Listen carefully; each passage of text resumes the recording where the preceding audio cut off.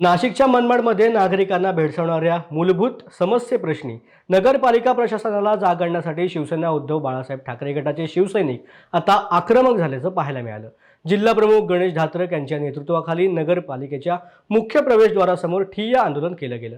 आंदोलनाला भेट देण्यासाठी आलेल्या मुख्याधिकाऱ्यांना धारेवरती धरत आंदोलकांनी प्रशासनाच्या विरोधात जोरदार घोषणाबाजी देखील केली आहे।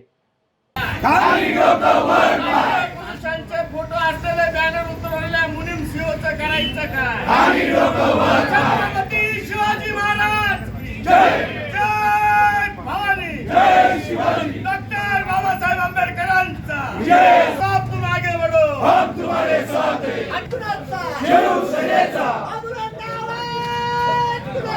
शिवसेनेचा कोण म्हणतं देत नाही, घेतल्याशिवाय राहणार नाही, घेतल्याशिवाय राहणार नाही। छत्रपती शिवाजी महाराज की जय।